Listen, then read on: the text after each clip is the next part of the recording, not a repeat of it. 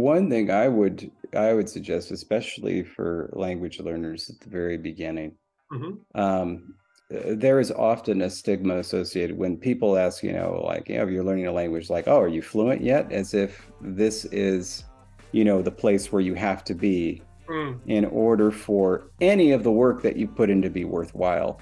mm, But it's just such a wonderful thing, even to be able to say just a few words in a language. Um, I mean, it should not, like, being at the elementary level should not be stigmatized. It should be, celebrated. Any little bit that you're learning is just wonderful. It's not as if you're fluent or you failed. mm. Um, and I really wish that people who are just starting learning out language would could feel that.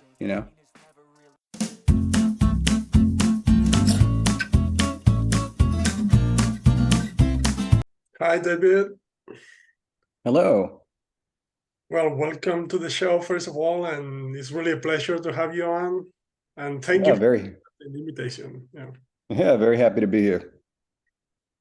All right. So, yeah, first of all, why don't you tell us a little bit about your background as a linguist, your experience with languages? So I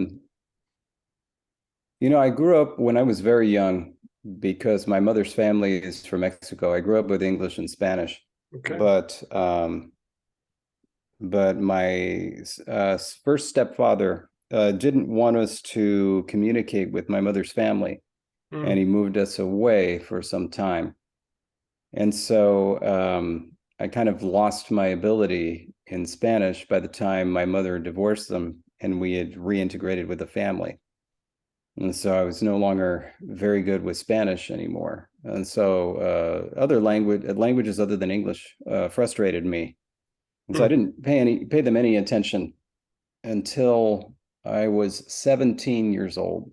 And then for whatever reason, I really wanted to learn French. mm. Um, and then I decided to expand and just learn every language I could. And so I started studying languages on my own. I studied Latin, French at home. I studied German in school. This is my last year. So I took German with a bunch of freshmen. And then when I got to the university, UC Berkeley, I took Arabic and I really, really loved it. Nice. Um, and so I started to add more languages. I took Russian and then I took Esperanto. Wow. Um, and Esperanto was the first created language I had ever heard of.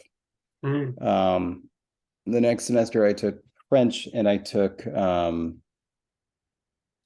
linguistics. And I fell in love with linguistics immediately. I never imagined anything like that. It was, you could learn about many different languages without having the pressure to actually learn the languages. right. Um, and so in that first linguistics class, I came up with the idea to create my own language, but not one that would compete with Esperanto as a universal language, just Mhm. one for fun. Okay. And so I started and kept up with it, and it's been 23 years now. Wow. Nice. And yeah, I mean, I've got so many questions when it comes to Mhm. creating languages because obviously I'm not a linguist, so I wouldn't know where to start. But like, how do you create a language? That's it's a super broad question, but how do you start, or what do you pay attention to, or yeah, just Well, through the you process. you have to start with deciding why you're creating a language. Okay. And there are a lot of decisions to be made. But little by little, as you make these top level decisions, they narrow down. And so, the first thing is, are you creating a spoken language, a written language, a signed language, or something Mm, else? And the moment you make one of those choices, suddenly, um, everything starts to narrow down. Then it's like, well, why are you creating the language? Are mhm, you creating it for international communication? Are you creating it just because you enjoy it? Are you creating it for use with friends or a loved one? Are you creating it for a story? And there, once you start to make some of these decisions, the next decisions become a bit clearer. For example, if you're creating something for a story, you have to create something that makes sense for that story. Um, if you're creating something for yourself, you have to create something that pleases you, or something that fits the aesthetic that you're going for. And so anytime let's say that you create a spoken language and you get to sounds, and it's like, oh, what sounds do I use? There are so many. Well, you say, well, what are you doing? Are you creating something for you? Then you better create something that you like the sound of. Are you Right. creating something for a group of people? Well, you better start with their history, who Mm. these people are there names that already exist?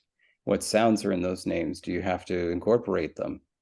And so, little bit by little bit, once you have the sound system fleshed out, if you're creating a spoken language, you can start to create the first elements of grammar, usually something with the nouns, then something with the verbs, and then move on from there, move on to sentence structure, move on to derivation, and then just fill out many the thousands of words in the lexicon, and then use it for translation. And then in translation, undoubtedly other areas of grammar will come up, will be suggested to you, and so you answer those questions as they come up, making sure that they fit with everything that you've done prior.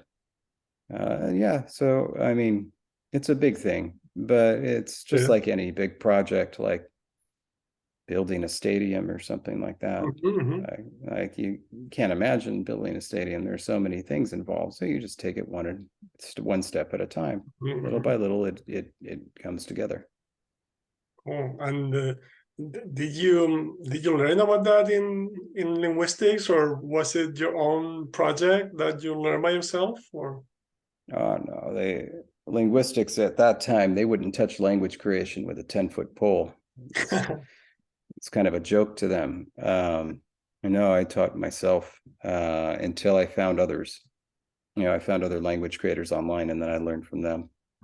That's cool. That's cool. So that first language that you started to create, you said that it was purely for fun, but did you have the expectation that you were gonna use it in your real life, or just wanted to do it for the first time and I kind of see did. what it felt like? Yeah. I thought that my girlfriend and I would speak it together. That was a foolish thing to think.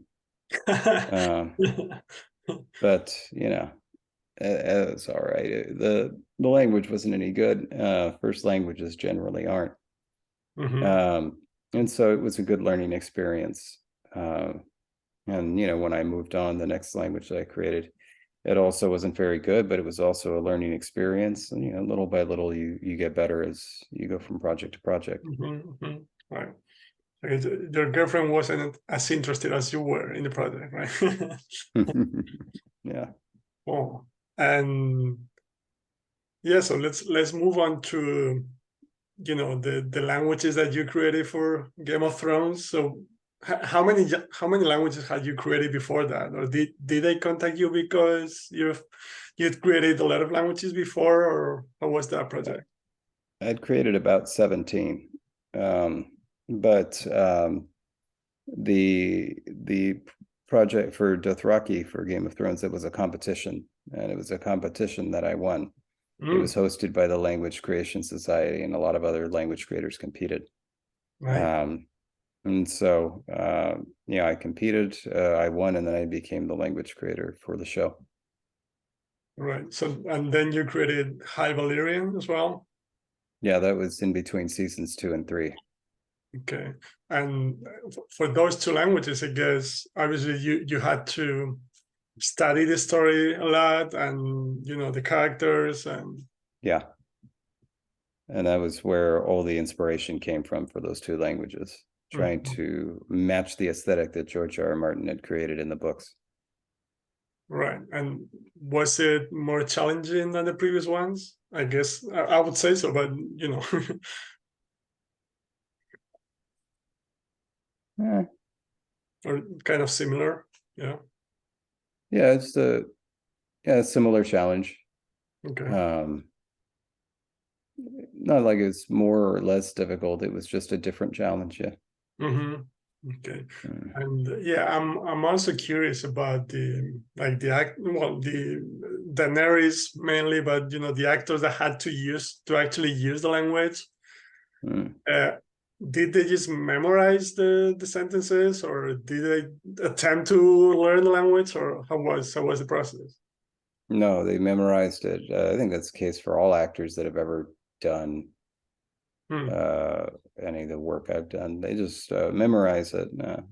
It's too much to learn a language to be able to perform a role. I Right. mean, I think the same goes for uh, when they have lines in, other languages on Yeah. Earth. Yeah. Not to learn them; they just learn to pronounce them. Yeah. I've watched some interviews with, I don't know, like people from Spain who go to the United States, or you know people from other countries, and yeah, like you said, they memorize what they have to say. And but I was just curious. I don't know if any of the actors or actresses was so interested in it that decided to learn a little bit of, you know. Not on Game of Thrones, no. Um, and there was one actress on Defiance who was particularly keen on the language I created, and her name was Nicole Galicia, and she was incredible. And I gave her a copy of that language uh, just as a present. Nice. Um, but in general, no, they haven't shown any interest. Yeah, it's just part of the role, I guess, right? Hmm. Okay, Yeah. cool, cool. And yeah, I'm also curious about those later languages that you talked about, like all those different languages that you took classes on. Were those classes what I call the traditional grammar approach, like you know, studying rules, memorizing, or do you have different kinds of experiences with them, different results, or how was that process? For the different language classes that I've taken Yeah, over the like years. like all the language, like the French, Latin, Esperanto, all the languages. Yeah. What type of classes did you get, or what were the results? Did you end up You acquiring? know, um, hmm, all different types, I suppose. Probably the least effective was Middle Egyptian hieroglyphs because she didn't really teach anything. She just had us get a book and then pointed out things in the book to us. It wasn't Mhm. really structured lessons. I think the most effective, I only took one semester of Russian, but I remember everything that I learned. Nice. And it was just, the book was very good that we used. And everything was structured quite well. Um, those I think were the best. I For myself, I'm aided by, like, most of the time, if I just learn something, I remember it. And so I don't, I never had to study or anything like that. Mm. I just and so that's helpful for language learning. Um, and so I don't know if that is more about me or about the classes. Mhm. Um, but it's like, took um, I took Arabic 24 years ago at this point, but I remember what I learned. It's not like I've used it in between. Mhm. But Um, mhm. yeah. But even so, the that Russian was good. That Cool. Russian one was set up well. I would have taken a second semester, but the next course was offered at 8 in the morning, and that's too early. I would never wake up for that. Yeah. Yes, I and did you go on with any of those languages later after those classes to try to become fluent in it, or are you Mm. able to use any of those today? Or Oh, sure. To the same, you know, the same amount that I was when I stopped. Yeah. right, but so if you went to you know Arabic, for example, if you went to Egypt or any, Oh, I doubt it. I doubt that because the way that Arabic is taught, they teach you modern standard Arabic, right, which is not really spoken anywhere. yeah, Um, so in order to actually be able to go to some place and speak to people there, you have to speak what they call the local dialect, but what Right. is, frankly, it's honestly, it's just a different language at this point. Mm. And so I don't know, I might be able to get by reading, but the thing is, the pronunciation for each of the countries that have Arabic as their main language, they're so different, and the vocabulary is so different that what you learn with modern standard Arabic is really not extremely useful. And so really, like, after the first year, and the thing is, if I had continued on in Arabic, I would have gone into a specific variant. But again, those classes were offered too early, and I didn't want to wake up for that. So and that's why I stopped studying Arabic. It was the only reason. I really loved the language. But I think that what would have happened had I continued on, because I believe everybody in the department, they focused on Egyptian Arabic. Mm. And so I think I would have learned that variety of Arabic.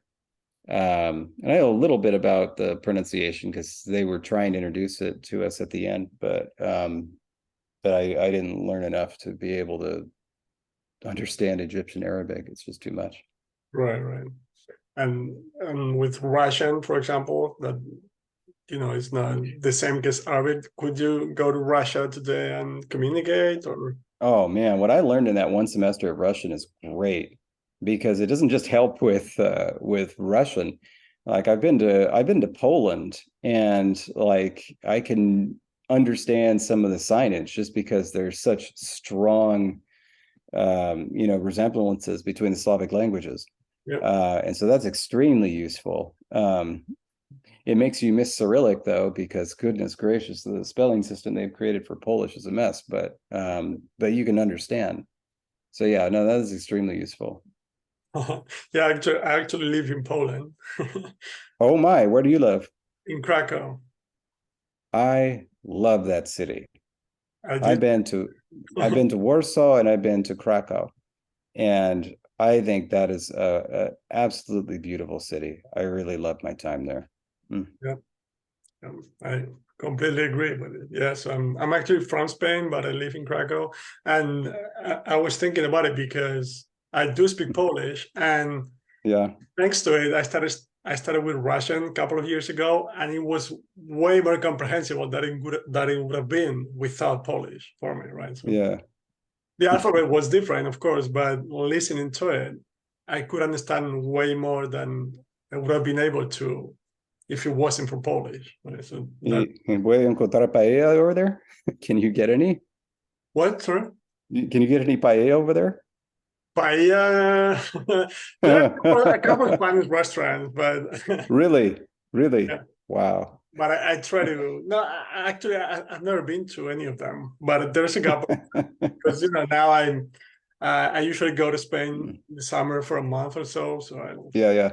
I'll get my share of It's Spanish food. it it is a favorite little pastime of mine to, especially when going to Europe, to find Mexican restaurants and see what they serve calling Mexican food.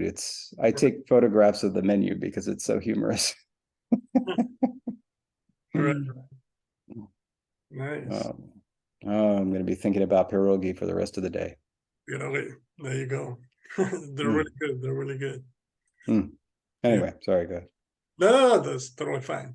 And Mhm. yeah, I'm also interested when it comes to linguistics, when you study linguistics, is there any subject, do they talk about language acquisition theory, or it's all about, analyzing the languages, or what is it about? What do you actually learn in linguistics? In Um, either or both of those things. Linguistics is very large. Mhm. I mean, it's the study of every single part of a language. And depending on how far up you get, you can really specialize. And so the major sub-branches of linguistics are phonetics, which is the actual mechanisms of sound and the study of the articulation of sound. Phonology, which is how we organize sounds in languages. Morphology, which is how words change to affect meaning change.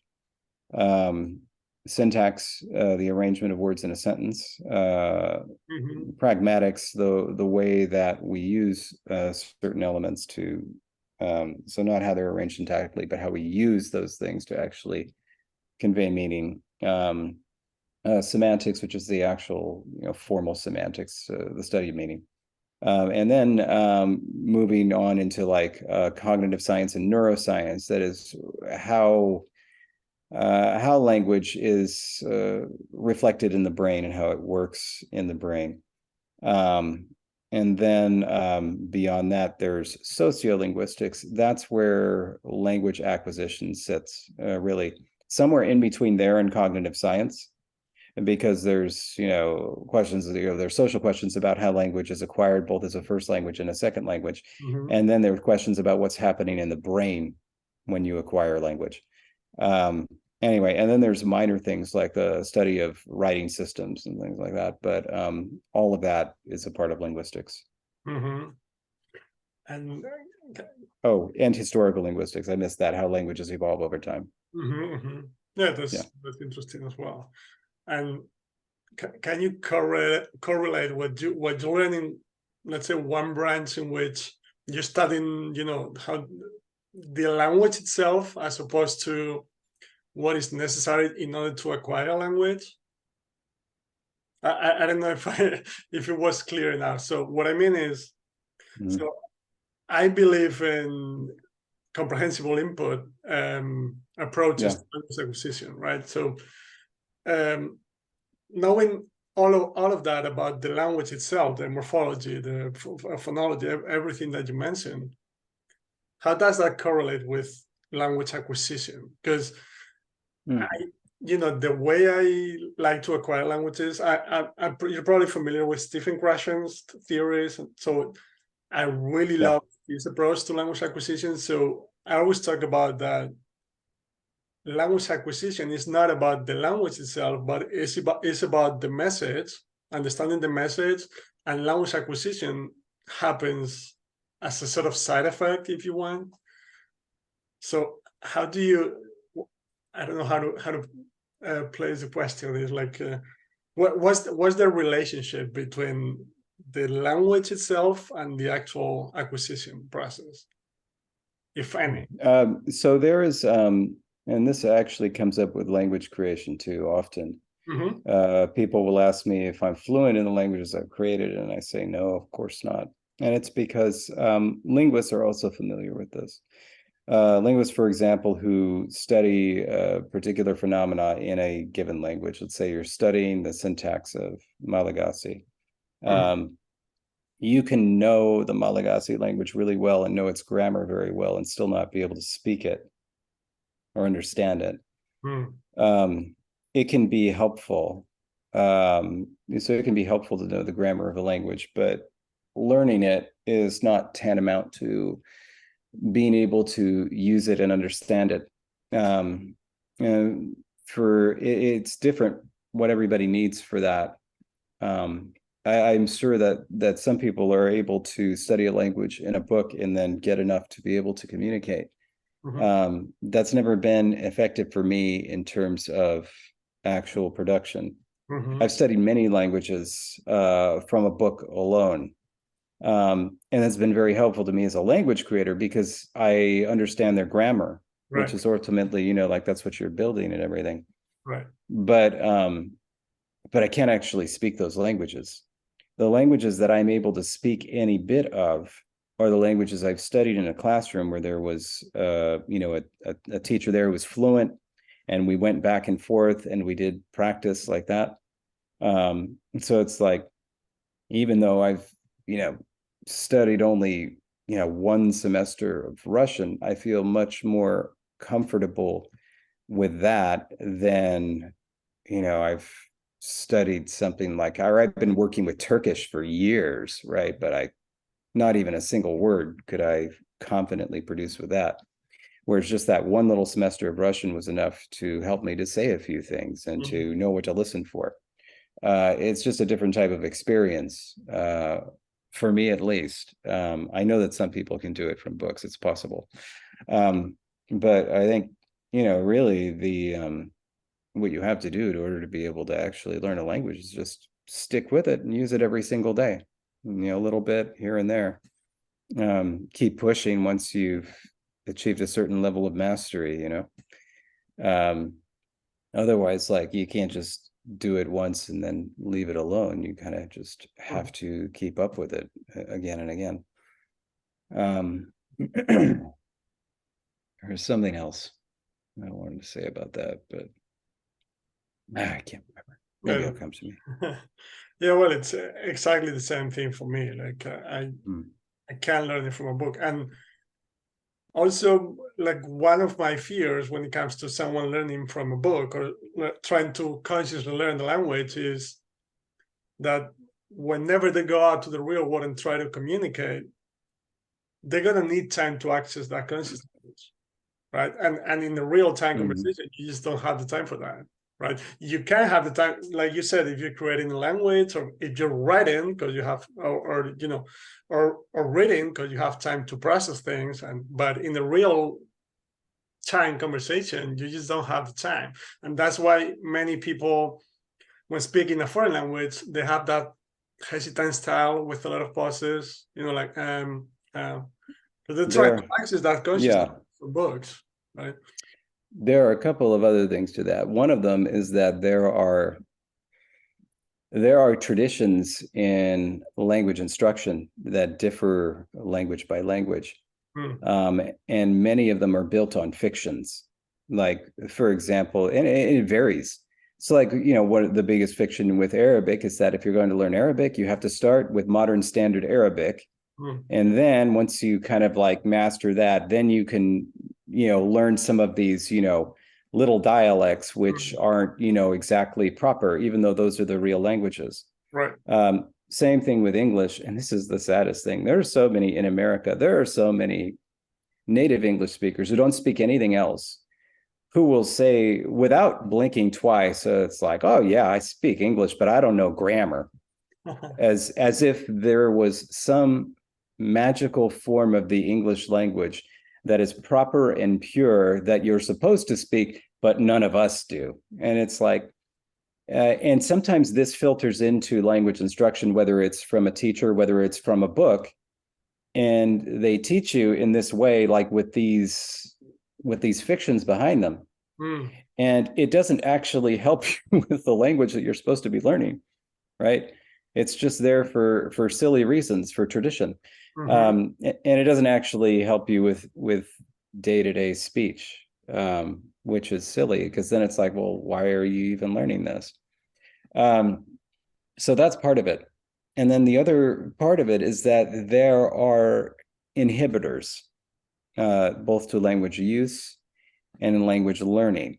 And one of the, and ultimately what they boil down to is shame, which is the biggest inhibitor when it comes to language learning and language use. One of the reasons they've had to teach heritage languages differently. So people like me who grew up with Spanish for a time and then it was, you know, cut off, right?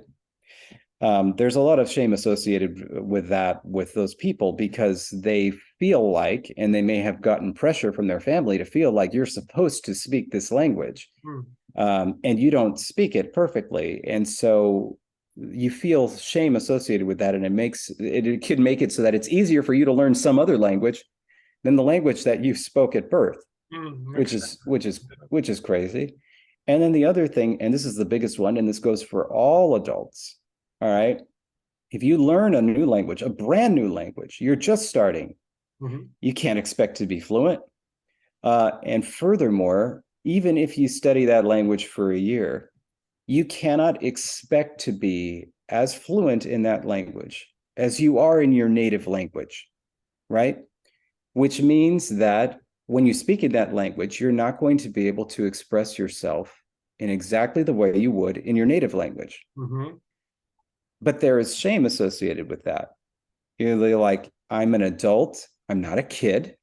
I don't make little mistakes like that. I want to say this. And if I don't know how to say it exactly the way I want to, that is shameful because I'm an adult. How could I possibly be like that? And so it inhibits you. It makes you hold up. It makes you reflect, wait, have I conjugated this verb correctly? Is this agreeing with that? And you start thinking rather than communicating. Mm-hmm. And in fact, honestly, the people that I find that are best at learning languages are the ones that don't care at all. They Mm-hmm. make dozens of mistakes. Correct. Sometimes people laugh at them, and then they just laugh too. They're like, oh, yep, I didn't know that. And then you just keep going. They don't think about it. They don't hang up. They're like, yep, I made 5 mistakes in that sentence, but I don't care. I'm trying my best. And Mm-hmm. that's the best way to do it. Yeah. Yeah, well said. I'm actually to battle that like as much as I can. What I mean is, I always talk about, like the you're supposed to, the you should. I'm Mm-hmm. trying to battle those because, to put it in a simple way, your ability to communicate at a given point is what it is. What I Mm-hmm. mean by that is, uh, it doesn't mean that you're dumb. It doesn't mean that it's not going to work. It doesn't mean that you're not talented for languages. It just means you haven't gotten to that point that you'd like to get to yet, Mm-hmm. right? But there's no should, like you said with Spanish. You're supposed to communicate in Spanish. Either you are or either you're not. Yeah, Mm-hmm. I'm trying to explain it because it sounds simplistic at times, but it is what it is at a certain point. And Yeah. if you want to communicate better, you gotta keep getting exposed to the language, right? Yeah. And sometimes it's easy to set it aside when there's something more important. Mm-hmm. Like, for example, there was an instance I was flying to, I can't remember if I was flying to India or from India, Mm-hmm. but at some point in time, there was a card that needed to be filled out on the airplane where it had a bunch of things like your name and blah, blah, blah, blah, blah, blah, blah, and where you're going. And I happened to have the internet on this flight, and there was an older Indian woman who did not speak English. And this card was in English, and she didn't understand it. And it was like, I don't speak Hindi. I'd studied in a book, right? Mm. But like, I could read it at least. And so I pulled up Google Translate, and I just started typing these things in, and like see if she understood it. And like, I would also check to see if make sure that the translation was correct, because they kind of tell you what each word means. And we were getting through it, and then it was like we get to the last part where it says signature. And I type in signature. She looks at it, and she's like that, and I go like sign, and she's like I put like sign your name, and it comes up the translation. She has no idea. And then finally, like a younger woman comes by, and she sees that what we're trying to do. Oh, what are you trying to do? It's like, I'm trying to say it, to tell her to sign her name, and it's like nothing's coming up. And she's like, oh, and she says something to the woman in Hindi, and says, oh, okay, and she puts her name. And it's just like, but the funny thing is, at that point in time, I wasn't thinking about, oh, I don't speak Hindi very well or whatever. And she wasn't thinking about, oh, I don't speak English. We were trying to solve a problem. Mm-hmm. We had this one little tool. We were doing the best we could. And we were just trying everything just to figure out what worked, Mm-hmm. And it was nice because it was just a small moment where it was just like, all right, we know what we're trying to do, and we're just not focused on the problems. We're focused on the solutions right now. Mm-hmm. I wonder what the translation was. Oh, me too. I'm so curious. But it's not like it's a big sentence that, it's just a Yeah, word. It should, the translation one little thing. accurate enough, right? Uh, Cool. And yeah, are you looking to learn any language in the near future, or how's uh, experience with Finnish. languages recently? Finnish? Oh, Yes, my fiance and I have been studying Finnish for some time now, and we would love to get to a point where we can be conversational in Finnish. Uh, I really, it's a really fun language, and I finally got the rhythm of it down. So little by little, we're working at it. okay. I can recommend a channel of a friend that I interviewed like a few weeks ago. It's called Yeah. Finished. Ooh. like with, double N. Yeah. And yeah, she also creates videos with comprehensible input ideas. She tries to communicate in a way that is comprehensible. Hmm. I'm looking it up. Yeah. It's Lotta from Finland. Yeah. Nice. So you can Whatever take it. reason my internet is not doing anything, but I at least I've got it spelled. There we go. Finished. No, wait. All right. Yeah, I've got it. YouTube channel? Yep. Haha, all right. Oh, awesome. Oh, I look forward to Videos, that. Thank you. Finnish culture and so on. Yeah. But Mhm. adjusting the way she communicates so it's comprehensible, right? All right. Oh, that'll be fun. Thank you. No problem. Because that's pretty much the idea that I what's the word? The idea that I'm most interested in, like, learning languages through comprehensible input in a way that it's fun all the time. Because back to the point that we were talking about, studying from a book obviously didn't work for me, like I said. But ever since I came across Stephen Krashen's theories, I read his books and so on, I started to get educated on comprehensible input. I'm learning new languages all the time, and Nice. I enjoy every single minute of it. That's the huge difference for me. Well, that and the fact that it's working. But what I mean is, for pretty much all of us, the experience with languages when we're growing up, it's all about, at least in Spain, when it comes to English, it's all grammar exercises, memorizing. So it's just it's just not fun. It's not working, first of all, and it's just not fun. For me, it was just one more subject that I had to pass, and that's it, right? And as an adult, I've realized that languages are actually my passion. So that's how different the experience can be, right? And now, obviously, every day I'm getting exposed to the languages that I can already communicate in, like Italian, Portuguese, French. But I'm learning German and Russian now, like I said. And I just learn by watching videos. Of course, according to my level, it needs to be comprehensible, right? Otherwise, it's just nice. But reading, watching videos, listening to podcasts, it's just such a different experience. That's the main thing that I try to communicate with my podcast and my project, that there's a way to learn any language that you're interested in by enjoying every single minute of it, because that's the only way to learn anything, in my opinion. But yeah, Otherwise, you won't stick with it, and that's the most important part, is sticking with it. there you go.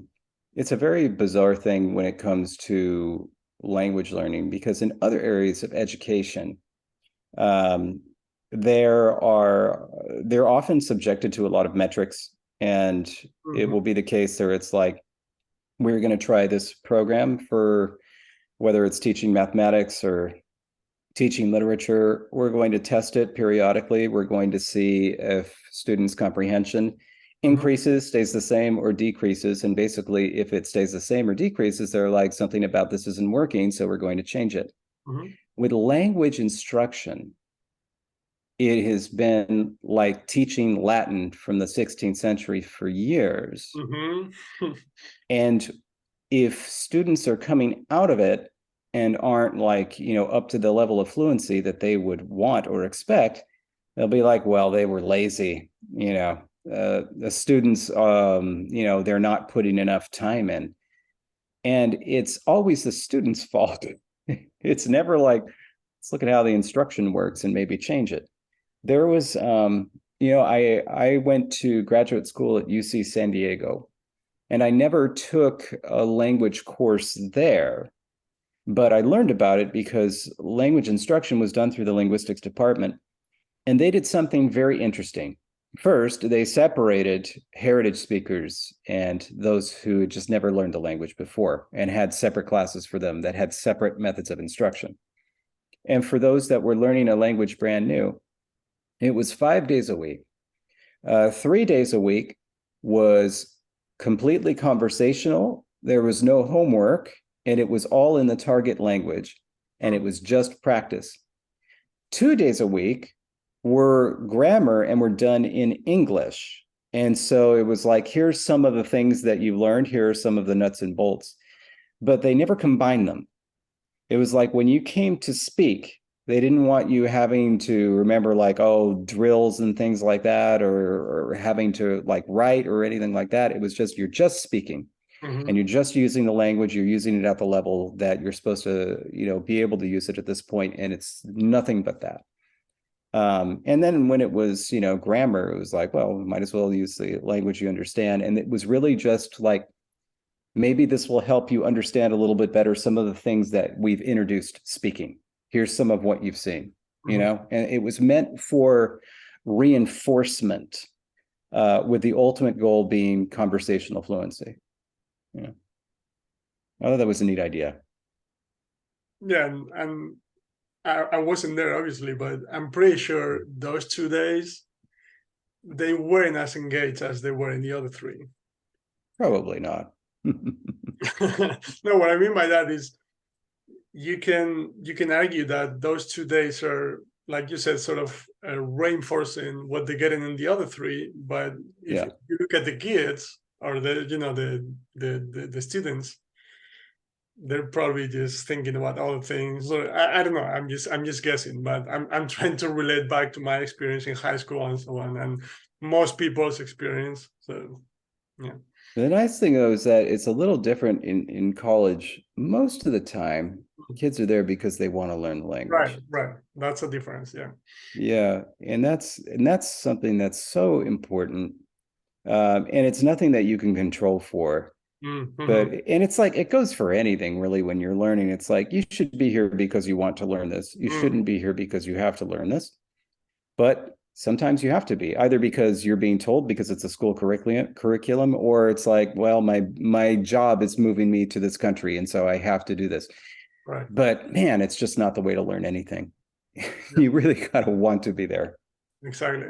Yeah, I forgot you were talking about college. Right. Yeah. Yeah, I mean, that's why I did Spanish online as well, and I did adults mainly because of that. I mean, for other reasons as well. Also because our knowledge of the world is much greater, so we can talk about many more different topics and things. But basically, because adults want to be there, kids, usually not.